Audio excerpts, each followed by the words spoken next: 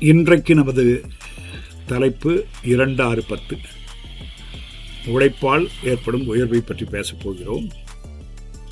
இந்த 2-6-10 என்பது இரண்டாவது திரிகோணமாகிய முதல் திரிகோணம் 1-5-9 எனப்படும். அது ஒருவருடைய பிறப்பு, வளர்ப்பு மற்றும் தன்னை பற்றிய செய்திகள்.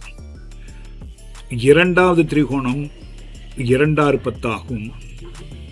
இவை பெயர்கள். 1-5-9க்கு தர்ம திரிகோணம் என்றும் 2-6-10க்கு அர்த்த திரிகோணம் என்றும் பெயர்.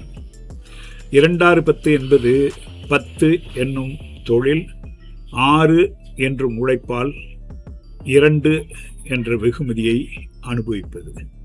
ஆக 2-6-10 வயப்பட்டால் ஒருவர் தன் உழைப்பால் உயர்வார், தன் காலில் நிற்பார். ஒருவர் உழைத்து சம்பாதிக்க ஆரம்பித்த பிறகு அதை அனுபவிக்க வேண்டும். அது 3-7-11 என்று அழைக்கக்கூடிய காம திரிகோணத்தில் விளையும். அங்கு இதற்குரிய இன்பங்கள் திருமணம் மற்றும் குழந்தை பேறு ஆகியவற்றின் மூலம் கிடைக்கும். முதலில் பிறந்தோம், சம்பாதித்தோம், அனுபவித்தோம். இறுதியாக 4-8-12 எனக்கூடிய மோட்ச திரிகோணம் வேலை செய்யும். அது வேலை செய்யும் பொழுது ஒருவர் தம்முடைய இகலோக சுகங்கள் அனுபவித்ததை முடித்து கொண்டு பரலோகத்திற்கு கிளம்புவார்.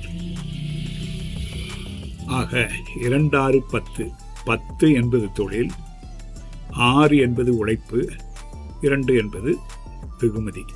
10 ஏதேனும் ஒரு சிறப்பான கிரகத்தால் குறிகாட்டப்பட்டால் அவர் நல்ல ஒரு தொழிலில் அமைவார். குரு, செவ்வாய் போன்ற கிரகங்கள் அப்படிப்பட்ட நல்ல வாய்ப்பை அளிக்கும். 6ஆம் பாவம் சனியால் குறிகாட்டப்பட்டால் அது மிக உழைப்பை நல்கக்கூடிய ஒரு வீடாகும். அவர் நல்ல ஒரு வேலையை செய்வார்.